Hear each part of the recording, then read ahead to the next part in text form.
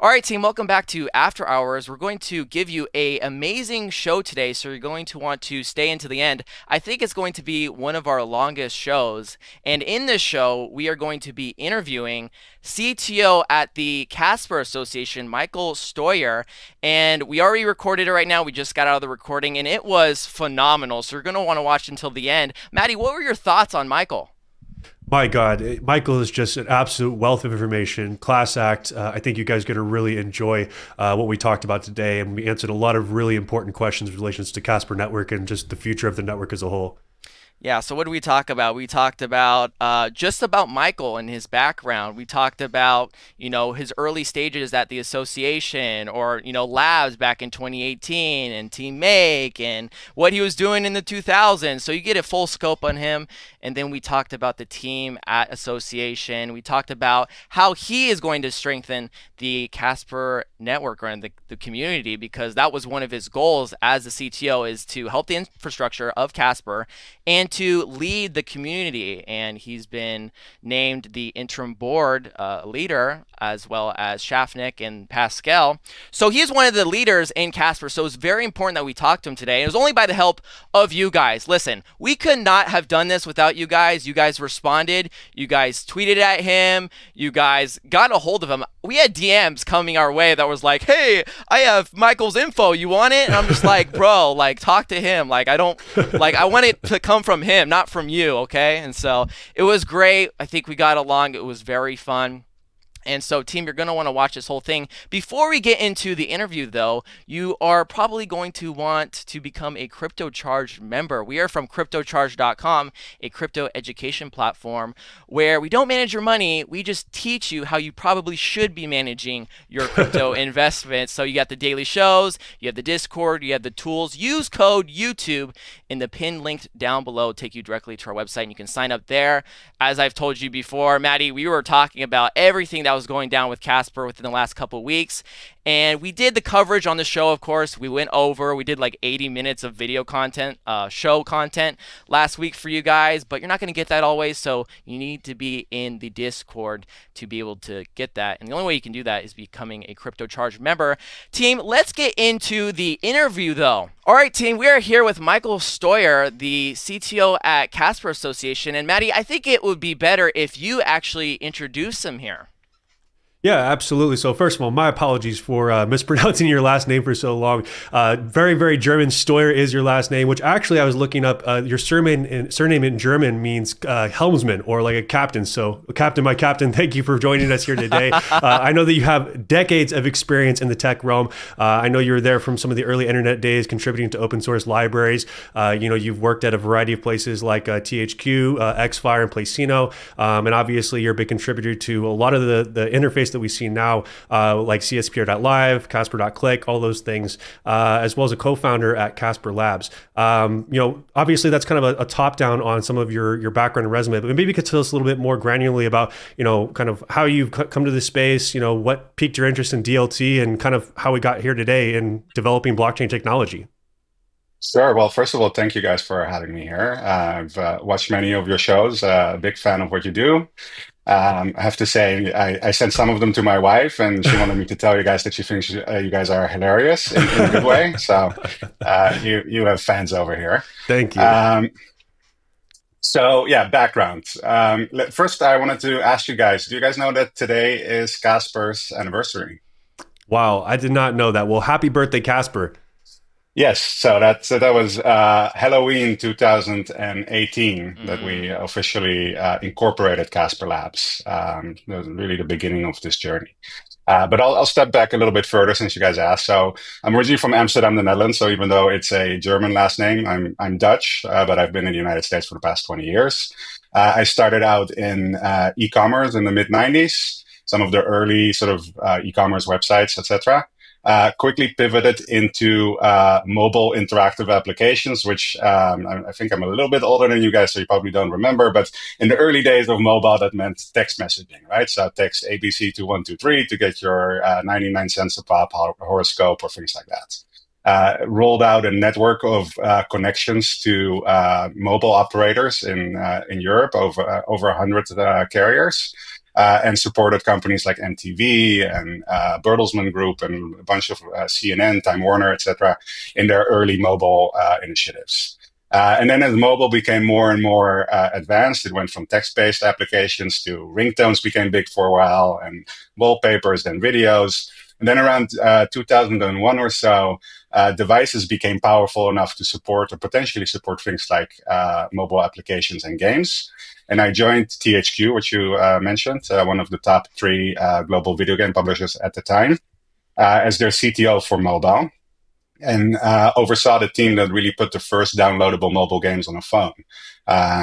So that was sort of the start, really, of the mobile gaming industry, which has evolved into everything we know and love now, right? So whether it's mobile gaming or basically the app economy. Headed it up for a number of years, and then moved to the United States to help them roll out in North America, because at the time, the United States was a little bit behind the rest of the world from a mobile perspective. But obviously, since the launch of smartphones and everything, caught up pretty quickly. That's what brought me to Los Angeles, where I still live. And oversaw THQ Mobile here in the United States for a number of years, joined another company as their head of games and applications, which became the leading player in mobile skill gaming. So basically competing against others in skill-based games for prizes, rewards, et cetera, et cetera. Did that for a number of years. And then co-founded Playcino, which started as a skill gaming play as well, but pivoted into a social casino play. And I was the CTO there for about 7 years, and then we sold the company. And I'll fast forward, or actually I'll go backwards and talk about DLT. So Playcino was a company based in Santa Monica, California, right in the center of what's referred to as Silicon Beach. And there were a lot of the early sort of blockchain and crypto companies that were founded in that area. And specifically, I shared offices. We had Brock Pierce as one of our board members at Playcino. And for those of you who don't know Brock, he's an early innovator in sort of the blockchain space, former or maybe even present chairman of the Bitcoin Foundation, was involved with EOS and a number of other initiatives with varying degrees of success, but nonetheless, he was an early day investor and founder in a lot of these projects. And since he shared his office with us, a lot of these projects actually got founded in our office. So Tether, for example, was founded in our meeting room. Wow. Wax, which is a gaming blockchain as well, and a number of other of those projects. I had the opportunity to be involved in some of those projects as an advisor, as a small investor, and sort of got my exposure that way. But really sort of stepped in sort of 2 feet into blockchain a number of years later, around 2016, 2017, when I took active roles in a number of projects.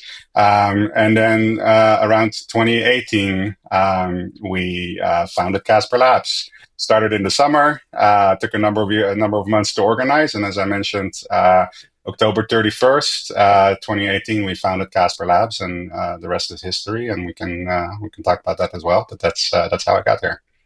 Absolutely beautiful, Michael. I appreciate you sharing so much about your background. And I think it's important that people hear about your background because, there's people who are in the space and they're new to the space and they're new to technology, and some people get very excited, and maybe some of the younger people in the space, they only know about DLT, they know about blockchain, but they don't know about the early days of tech. They don't know about the early days of contributing to libraries. They don't understand some of the steps that we've had to take to get where we are today. So I appreciate that you've seen it all and you've had a hand in it. It's a very unique position to be in. So I think that you're definitely a very unique person to come on in and speak on those things. I also wanted to ask you, though, obviously we talked a bit about being a co-founder of Casper Labs. Can you talk a bit about Team Make and kind of how that fits into the Casper, network, how it fits into the overall ecosystem, and kind of some of the things that Team Make contributes to the Casper network? Sure. So some quick background. So when we sold Placino in 2017, I was the CTO of that company. My co-founder in Make, Alex Kelly, was the CEO of Placino. And he and I decided that, well, we've sold this company now. We really enjoy working together. We've worked together for like 5 years at the time. Let's see what we can do that is also meaningful. We were able to retain some of our core engineering team after that sale. And we basically started working in the public health space. So I've mentioned that in other places as well. We collaborate very closely with an organization in Washington State called IHME, the Institute for Health Metrics and Evaluation. And they are one of the largest public health players from a data perspective. So governments around the world, large pharmaceuticals, local and state governments all use their data in order to make informed public health policy decisions. And we've essentially built for years all of their data products for them. So that's essentially how Make got started. Then when we founded Casper Labs, both Alex and I were involved in as co-founders in Casper Labs in the early management and the establishment of the company around April of 2019. So I want to say like 6 to 9 months after we founded it.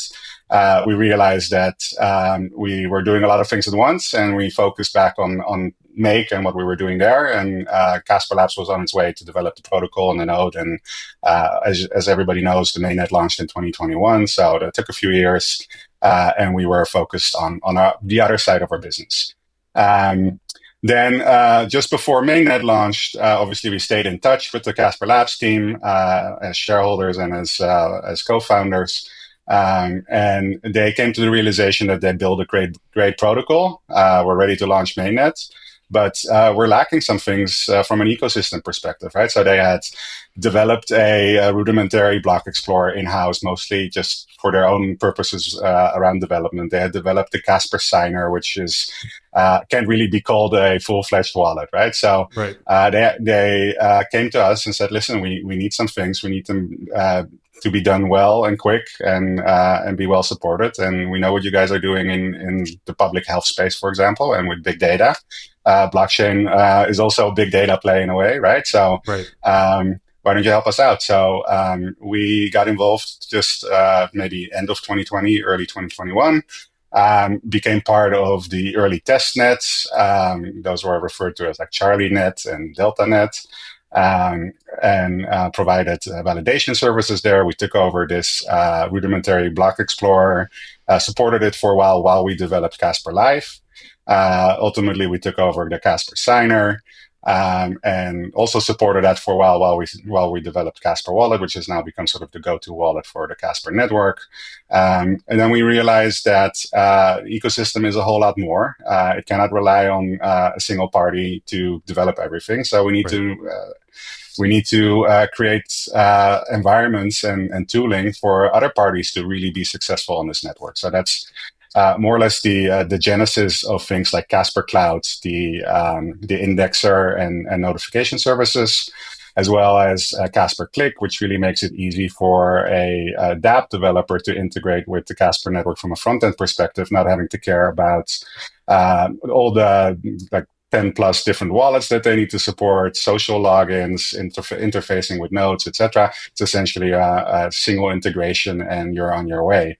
And like that, we've built a lot more, whether it's like open source SDKs and libraries and other developer tooling in order to make sure that Casper has an opportunity to really build out a developer ecosystem where anybody can come in and easily and quickly interact with the network and build what they want to build and focus on the functionality of the application rather than having to think about, hey, how does this blockchain work? How do I interface with wallets?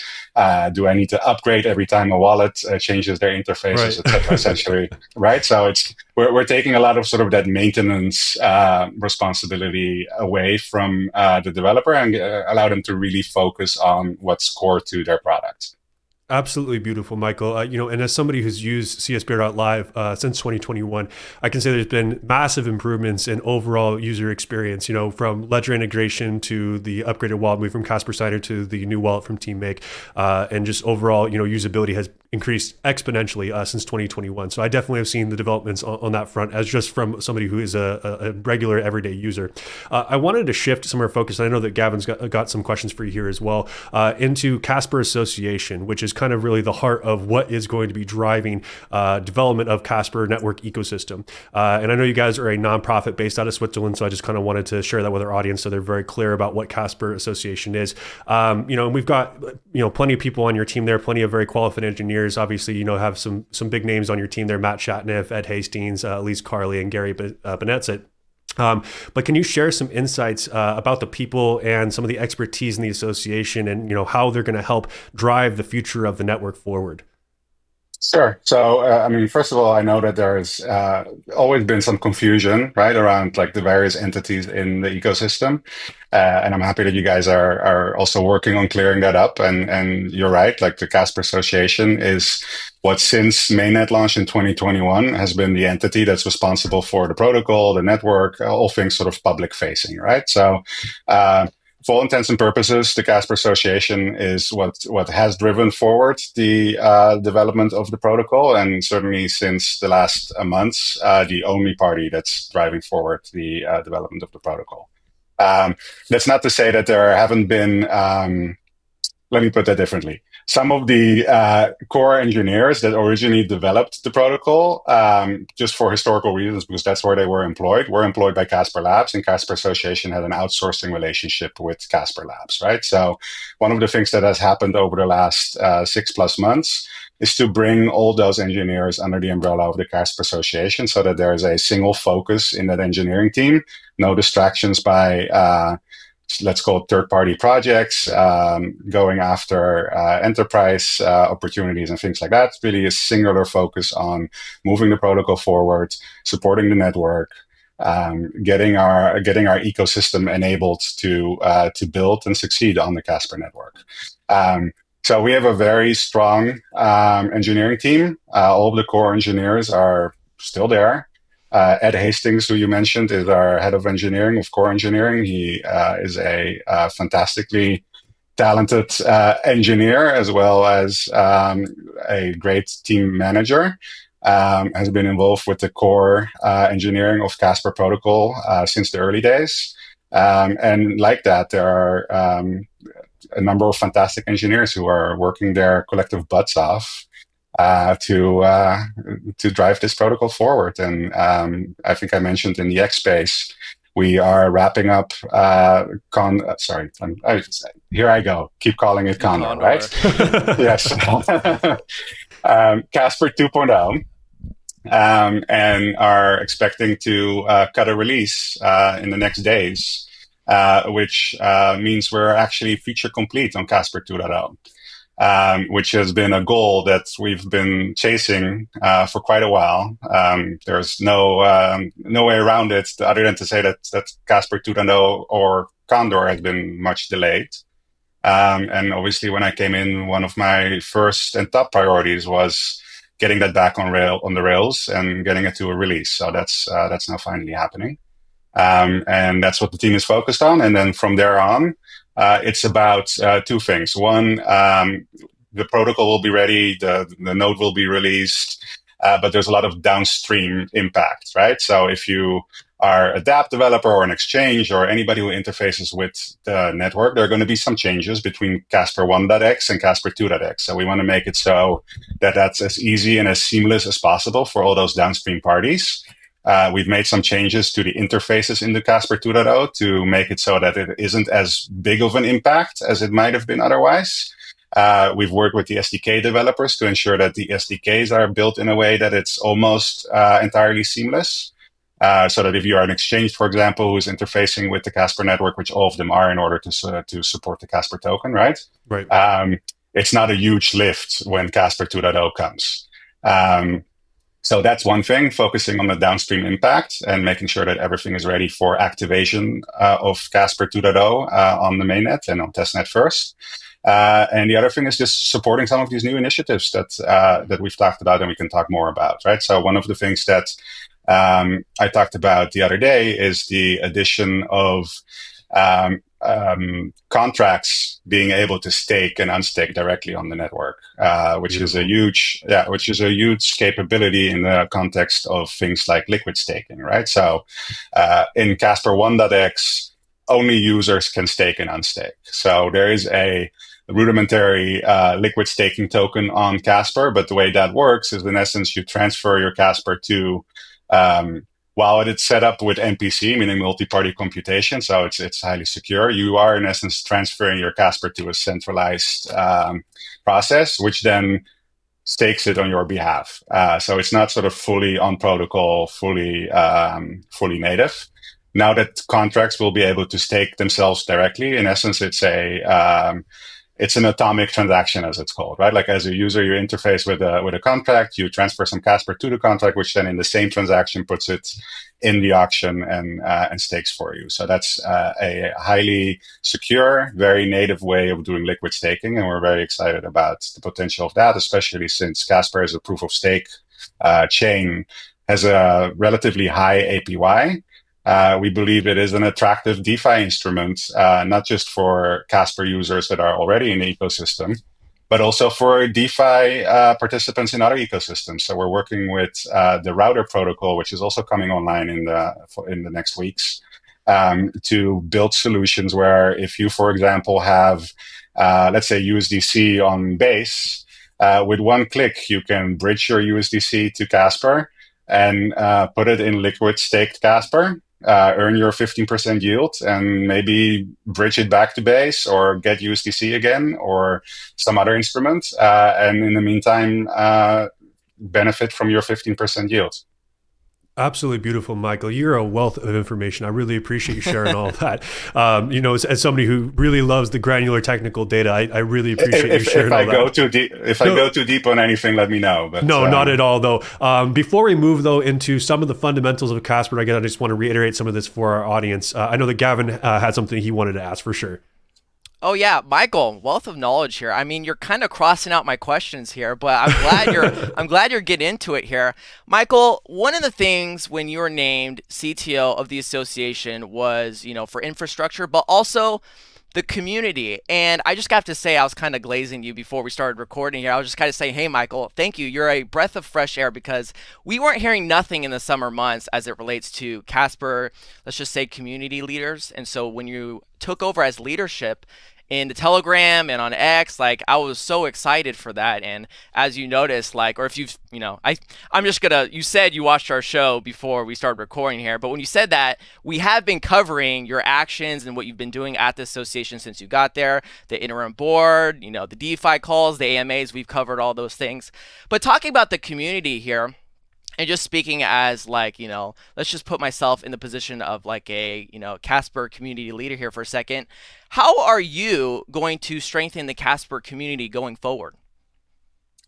Very good question. So let me just say that until recently, I considered myself, and still do, but almost exclusively, also as part of the Casper community, right? I will make it an outside third party that's developing in Casper. And even though I was a co-founder of Casper Labs, I have not had a formal role in the Casper ecosystem since 2019. So for all intents and purposes, I've been an outside community member. And while I obviously had personal relationships with many of the decision makers and executives at both Casper Labs and the Casper Association, through which I may or may not have had more access to information than the average community member, I definitely shared the frustration around the lack of community engagement, the lack of transparency, most importantly, that all community members have felt for a long time, right? There was a lot of things that felt like a black box. And in my view, that is the exact opposite of what a decentralized blockchain or open source project should be. So when I came in, that became one of my top priorities, to basically do a complete 180 on that, and be as transparent, as open, and as accessible as I could possibly be, which I, based on your feedback, am fairly successful at. And plan to continue to be. When I get questions, I answer them. I don't answer them when I won't say anything that I can't confidently back up, right? So I think there's been a lot of over-promising and under-delivering over the years, and I intend to do, again, the opposite of that.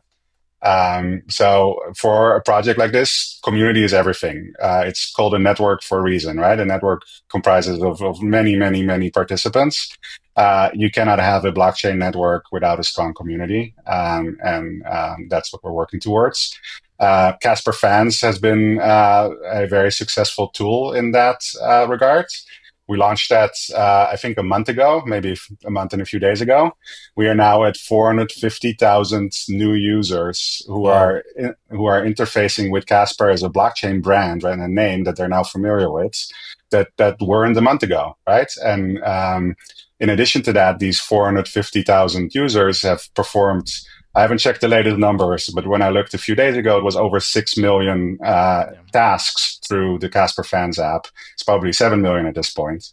And these tasks were mostly around community, right? It's amplification of social media posts. It's participating in Telegram conversations. It's getting our products, our projects, our names, and our most importantly, I would say, our ecosystem partners supported. Because a lot of these tasks were, well, hey, now go to Shibu and play the Pinata game, or hold some Fatso, or join this NFT projects Telegram group, right? So we've seen a lot of downstream impact for all the projects in our ecosystem, which means all of a sudden they have tens of thousands of new users and followers as well. So it's been a tremendously powerful tool to reanimate and activate the community. Not just for the benefit of Casper and Casper Association, but really for the benefit of the community of developers and projects that we have in our ecosystem. Maddie, I just want to ask one more question here. Michael, I love that you're hitting all of our stuff here, so I have to come back with you with some harder questions here, because for a long time. For a long time here, the Casper network has been in talks about, enterprise and applications built for enterprise. And something you said interesting on the X Space the other day, I'm going to paraphrase a little bit here, but you said singular narrow applications come and go, and Casper needs to be much broader. So my question is like, what are the reasons that Casper needs to be much broader in your eyes? Good question. So, as I mentioned, I haven't had a formal role in this Casper ecosystem until a few months ago. And while I've had opportunities to speak to many people in formal roles, I haven't had any influence on that, right? But I don't believe in putting all of one's eggs in one basket, right? It's a very risky proposition. Yes. There are a lot of companies in the history of business, right, that were essentially one platform shops. Like if you build an application that's built on, let's say, the Twitter API, and then, now Musk or previously other management decides that the API is going away or the use case is no longer valid. There goes your business, right? The same thing goes with applications that were built on Facebook and other sort of singular platforms. And you see it with Apple all the time, right? They wait until a application or sort of use case becomes successful, and then they decide that they want to do it themselves, and all the companies that were building these applications essentially go away. So right. I've been around long enough to know not to put one's eggs in a single basket. The enterprise use case is a very valid one. It's also a very hard one, right? So enterprises are behemoths. They are large ships on the ocean, and there's only so much steering you can do, and it takes very long to cross the ocean, right? So all to say that to get an enterprise project, it's a multi-year sales cycle. I think on the Casper Labs side, they've done a lot of proof of concept projects over the years, and many of those, or most of those, ended up being a proof of concept and then not resulting in business, right? So it's just not, in my view, a viable long-term strategy exclusively. But I do believe that that enterprise is an important component of blockchain, and there are plenty of enterprise use cases out there, including on Casper, right? So, however, blockchain is a very broad space. DeFi is obviously one of the main drivers of activity right now and probably for the foreseeable future. Other use cases are coming up. We have built very solid technology. We have a very solid developer tooling environment. And I would dare to say that outside of EVM chains, which obviously have a head start because Ethereum has been around for so long and that ecosystem is just ginormous, amongst non-EVM chains, I don't know of many other projects that have a developer tooling environment like we do. So we have a very solid case to make for essentially any blockchain application to come on the Casper network. Absolutely beautiful. Thank you so much for that, Michael. I do want to shift gears a little bit here and talk about the fundamentals of Casper Network itself. So I'm going to kind of toss you a two-part question, but question number 2 is very much tucked inside question number 1. So obviously being a layer 1 blockchain, there's plenty of layer 1s out there. Also being a proof of stake consensus model, not a proprietary consensus model, but a very efficient one that's, very easy on carbon emissions and something that's well studied. So definitely not a bad model to go with. Question 1 is what sets Casper is a layer 1 apart from other layer 1s out there. And I'd also like you to potentially touch on the upgradable smart contracts on Casper, because that's one of the things that I've studied a lot on the Casper network, one of the things that piqued my interest. And I'd love for you to kind of portray to our audience, in your own words, what that means. Sure. Well, I love that you're answering question 1 with question 2, but that's certainly part of it, right? So, I mean, listen, when we started Casper Labs back in 2018, we were very much ahead of the curve from an innovation perspective and the ideas that we put forward. A lot of those ideas have since been copied by other. Copied is maybe the wrong words, but also implemented by other blockchains.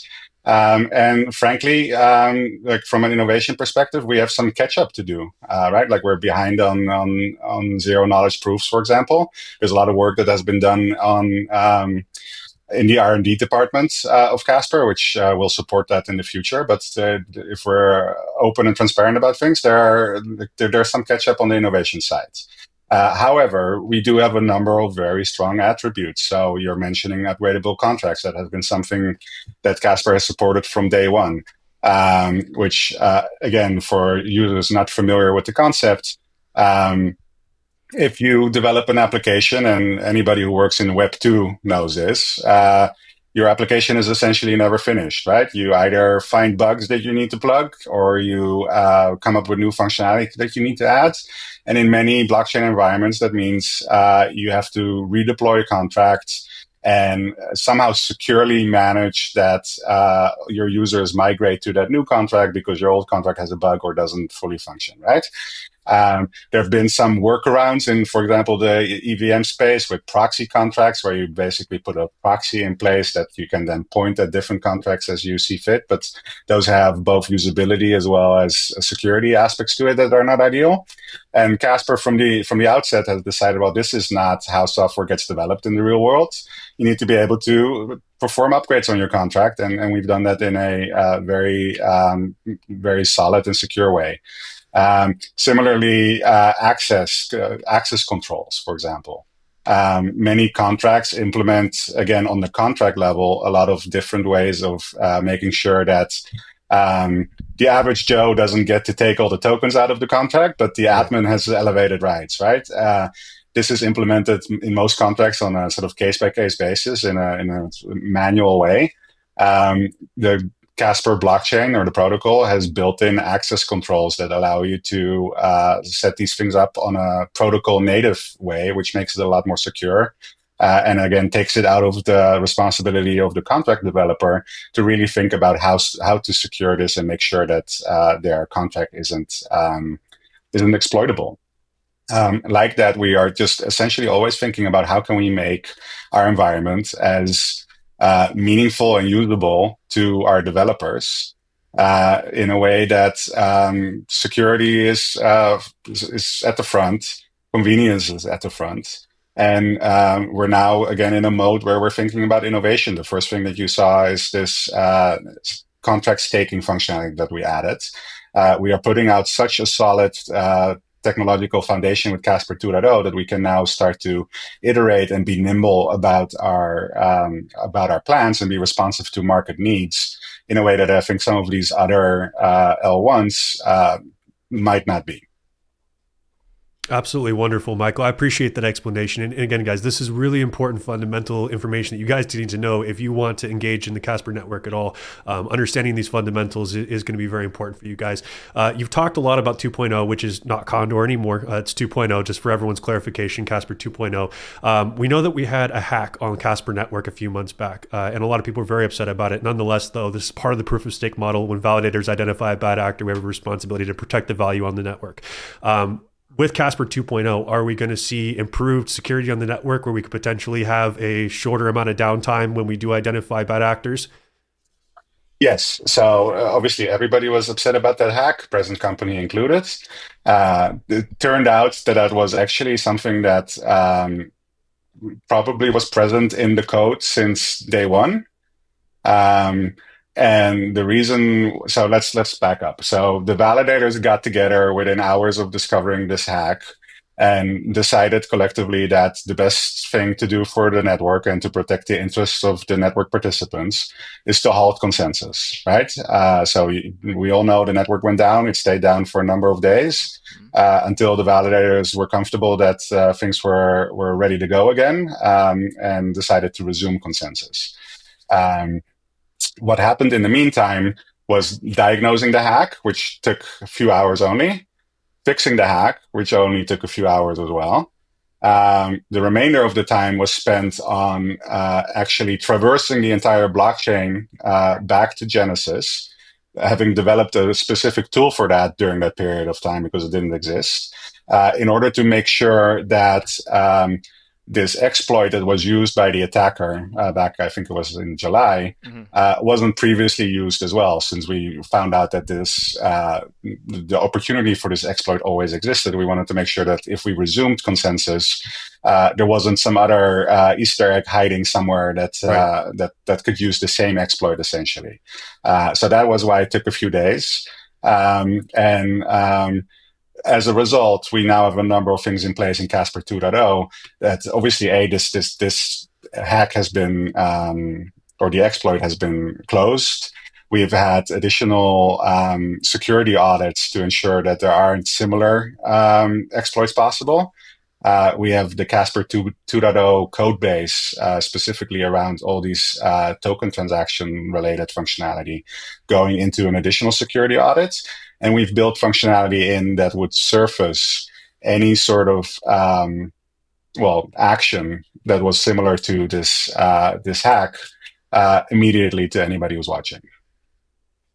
Beautiful. Well, I appreciate you clarifying on that. And I know that a lot of people had a lot of questions surrounding the Halt. And again, a lot of people in the space are very new to DLT. So they see something like this happen and they panic and they think, well, this is the end of the network, or it's, everything's, going to fall apart now. But the reality is, like you said, when you identify these issues and taking the time to make sure that the patch you're going to deploy doesn't exacerbate an issue even worse and create new vulnerabilities is very, very important. So taking the extra couple of days, yes, it's very frustrating not being able to, take action on the network, whether it be minting or deploying or staking or whatever you want to do. But the security of the network is always top priority. Before we shift into DeFi, Gav, did you have any questions for Michael? No, I actually had a very interesting about partnerships, because we touched about it on the top of the show. You kind of touched on, Prove AI and their kind of plans there. And I kind of just wanted to ask about partnerships, because you said something interesting the other day. You were like, no partnerships are eternal. I thought that was very valuable, and that's absolutely true. Company's going to do what's best for the company, right? And so my question to you is what type of partnerships is the association looking for now? Good question. So yes, no partnership is eternal. Like a partnership requires two parties, right? At least. And it has to be mutually beneficial to both of them for the partnership to persist. And I don't think probably in business history, there's been a eternal partnership, because eventually conditions change and people move on and there are other opportunities, and that's how it is. It's very simple. Casper Association is looking for mutually beneficial partnerships. And those are with parties that can derive value from being on the Casper network. And we are providing the tooling and the opportunity and the marketing and the support around those opportunities. and are in constant discussions with many partners and potential partners with regards to coming onto the Casper network and providing value and deriving value, because that's ultimately what it comes down to. Mm. Good, thank you. I like that. That was perfect. I love that. Thank you so much for clarifying. I want to shift into DeFi, though. I know you guys held a space recently on DeFi. Maybe it was a few weeks ago. What are the top 2 or 3 things you guys are working on to expand our presence in the DeFi space right now? Because that's obviously going to be a bigger realm. I think a lot of people forgot about it after this last very bullish cycle in crypto. Kind of the DeFi quieted down a bit. Participants weren't as interested anymore. But that doesn't mean the technology is not evolving still. And I think it's very important that we have presence in the DeFi space. What are we kind of working on in relations to the association specifically to make ourselves more present in the DeFi space? Sure. So first of all, let's talk about that DeFi working group, right? So I started that working group because obviously there are some gaps in our DeFi ecosystem, mostly because, as everybody knows, it hasn't been the top priority for the network over the last few years. But we do have a number of very active parties who are very motivated to make DeFi a success. The association is very motivated to make DeFi a success on Casper Network. And in my view, it was important that we essentially come together as a group in order to align on what those gaps are, how we can best plug the gaps, and make sure that we are aligned on who's doing what in the sense that we don't expend redundant resources, right? We have compared to, let's call it, top 10 blockchains, a relatively small ecosystem of developers. It doesn't make sense for Team A and Team B to work on exactly the same thing when they could be each doing something else that adds to the ecosystem, right? So it was a little bit about coordination as well. The first DeFi working group took place, I think, 2 weeks ago. The recording is online. The next one is 2 weeks from now. In the meantime, we've started a asynchronous process of communicating via Telegram and other ways. And there were a number of immediate takeaways from that. So one of the top priorities, and I touched on this a little bit earlier, is our new liquid staking offering. So with the new functionality that is coming out with Casper 2.0, we will be launching together with a number of ecosystem parties a new liquid staking product on Casper. That makes use of this new contract functionality to be able to stake and unstake directly on the protocol.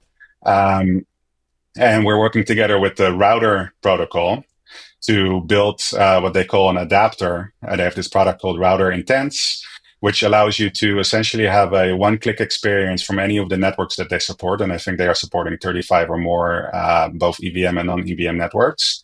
To bring users and TVL over to Casper. So in essence, what you would do is, let's say you have some tokens on, let's say USDC on Ethereum.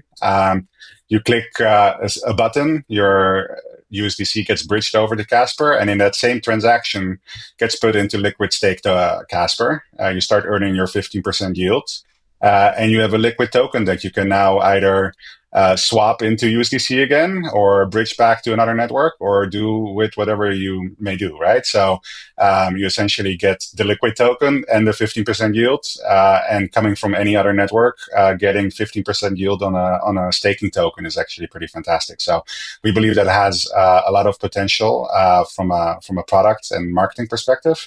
And we intend to put a lot of effort behind that, expecting it to launch alongside Casper 2.0 as a major initiative.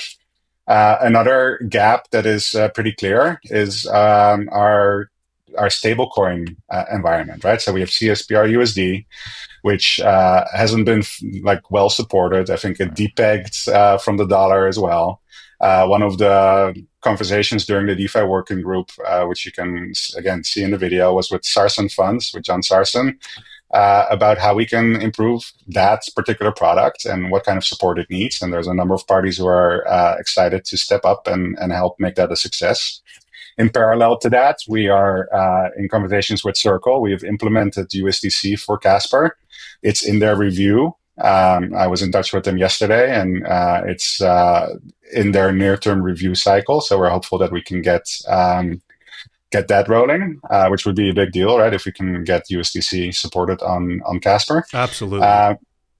And there are some other initiatives on the stablecoin side as well. So in the context of this liquid staking token project, there would be an over-collateralized stablecoin that's part of that ecosystem as well. And I think those are some of the major gaps that we can well, plug is not really a nice word, but that we can take care of in the near future. In addition to that, we have a number of other parties who are coming online within the Casper ecosystem. Additional swaps like Helix. There's a company called Mobula, which is a data oracle provider that is about to launch. And similar to that, there will be more parties that will be playing in our DeFi ecosystem in the near future. Michael, did you see my outline before we did this show? I feel like you're I feel like you just crossed out all my questions here. Like I'm out, Maddie. You're up. Do you have any, Maddie? Yeah, I've got one major question left, and then I knew we'd have one question from the community. We asked the community to drop their questions. We're going to select one, but I have one more, and it's definitely a community-driven question because it's something that our immediate group of members is curious about, as well as kind of just the greater community on both YouTube and on Twitter. As the response to X, excuse me, I'll never forgive Elon for changing Twitter to X. In relations to Casper tokens, they're absolutely required to mint NFTs, deploy smart contracts, create custom tokens.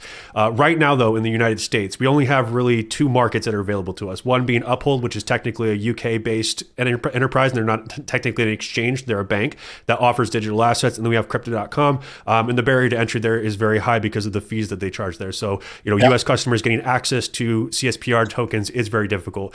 What are the plans from an association standpoint to expand listings and offerings of CSPR so that people can participate in the network? Sure. So the association, to my knowledge, because this predates me, took over the responsibility for discussing listings with exchanges just about half a year ago or so. Since then, it launched on Bybit, which is obviously a tier one exchange, and conversations are ongoing with many, if not all, of the major exchanges about expanding access to CSPR. So that includes the obvious names that are always brought up, but I can't really. Ultimately, the decision to list an asset is the exchanges alone. It's not. I know there's a lot of sort of misunderstandings in the community out there that, like, hey, if you do knock on an exchange's door and say, well, here's a bag of money and now list us, that's just not how it works. Right. It may be how it worked like 5 years ago, but these days it's very different. So we continue to work with all the exchanges. We are all about expanding access to CSPR, but don't have the final or only say in it. And it's not a matter of throwing money at it, even though people like to believe that. That's just not how it works. I appreciate you saying that yourself, because I've tried to explain this and a lot of people still don't think you're telling the truth. So it is what it is. But I appreciate that. Gav, though, we did select a member question to close this out. What did we pick? Just to piggyback off what you just said there, because you said the other day something about how other L1s throw money at, whether it's creators or influencers to gain the attention. And you were like, we don't do that here at Casper. We don't chuck money at people to garner, an undirect marketing tactic on Twitter, right? And that's something we've been very critical of here. And so just to hear you say that the other day and hear to see, say that now, that was very helpful, because it shows that you guys aren't like frailing at this. You guys have like direct a path forward, and it's not to spend money frivolously, but to actually, improve the network, the infrastructure. And for you, listen, here, just to respond to that directly, like if we throw money at marketing in the way that you describe, and throw money again, not the perfect term. If we spend money on marketing, we want it to be impactful on our ecosystem parties, right? So we will spend marketing money on the launch of a liquid staking project that is supported by the ecosystem, or a new dApp that comes online, and drive traffic and usage to those applications. It's not about some sort of ethereal objective of getting some name recognition out there that ultimately doesn't translate into impact. I love that. All right, let's get into the question now. I had to go on a little yap sesh right there. Maddie warned me. He's like, Gavin, I'm afraid you're going to go on a yap sesh with Michael here. I was like, hey, I'm going to buckle it down. We wanted to hear you yap today, and we love that, and we were glad we had you on today. Yap away. But we want to finish with a subscriber question here. So we had David here. He said, question for Michael: what simple, practical, small things can each member of the community do in the short term to help Casper progress? Explore our ecosystem. Be an active member, right? Be on Telegram. Engage with us. Use the Casper Fans app and see the sort of the tasks that are being put forward there, because obviously those are put forward with an intention to help the ecosystem. You might find new applications that you're not familiar with. Because obviously, like I said, we try to promote all the parties in our ecosystem, and just be active. Listen, like, I know that sentiment hasn't been great, and there are obviously good reasons for that. Ultimately, that turns into a little bit of a self-fulfilling prophecy, right? So, as a community, Right. that self-fulfilling prophecy can go in two directions. So, like as a community member, you need to decide which direction do I want the sentiment to go in, and then how can I be a proactive participant and contributor to that. Michael, you are so awesome for joining us today. And I like earlier we had a show last week, and I was just like, I went on a rant for like 3 minutes. I was just telling like, isn't this amazing how we have a CTO step up at like the epitome of the worst moment of Casper, which is where the Halt, July, August, to step up and listen. Here, you have a hard job, all right? I'm just gonna be the first one to say that. Listen, the Telegram. You're not the first. The Telegram isn't always a nice place, and you go in there and you hold a professionalism to you, and I have to give you credit to that, because I know most people out there. Listen, if I was in that role, I would tell these guys to buzz off, but you go in there and you tell it like it is, and you give them the facts, and you don't get emotional, and I love that about you, Michael. Thank you. I really appreciate that. Listen, emotion and sentiment are real things, and there are real reasons for it. And people are all like what people feel. That's their right. And I will always respect that. And like you said, all I can do is respond with facts and objective information, and listen to people. And that's what I'm here to do. Awesome. Absolutely wonderful. Thank you so much, Michael, for coming on the show today. If you guys want to follow Michael, M. Steuer, you're going to shoot me in the head over here. M. Steuer on Twitter or on X. What other resources can you point people towards if they want to learn more about Casper? I'm going to correct you there, because it's MS Steuer. So MS Steuer. Okay, thank you very much for that. Please do. See, this is what we're all about here, accountability. So I appreciate that. He can follow you on Twitter there. What other resources can you point people towards to learn more about Casper, learn more about the community, be more involved? Sure. Casper.network, main website, the Casper Telegram group, join our Casper Fans application on Telegram. And like I said, interact with us. We're here with and for and on behalf of the community, and we always want to hear from you and interact with you. So I'd love to see you all out there. Michael, we enjoyed having you today. And team, if you enjoyed Michael speaking with us here, leave a comment down below. And because we'd love to have you back, Michael. I knew, listen, some of these people can get really nerdy online, and there wasn't a lot of video on you on the internet. I was like, oh, like how I've heard your voice on the podcast. I've heard your voice in the X Space. I was like, oh, I don't know. And then meeting you today, it's like night and day difference than what I thought. Isn't that crazy how we like picture someone in our brains, but then I meet you today and you're like the coolest guy ever. Well, don't know about that, but I appreciate the comment. Thank you. All right, Matt, you want to close us out? That was definitely a comment to help me come back here on a next show. Awesome. Absolutely appreciate it. Well, hey, maybe we'll have you back after 2.0 is online, and maybe do a little Q&A, take some member questions there, and just keep the community going. That's what we're all about here, is just getting the community informed. And I think that everyone can walk away feeling, no matter what, that they feel a little bit more knowledgeable about Casper Network and a little bit more of the vision about what we got going forward. So again, thank you so much for your involvement, Michael. Thank you for being present in the Telegram, and thank you for coming on our show here and talking to our community here today. It was my pleasure. Thank you for having me.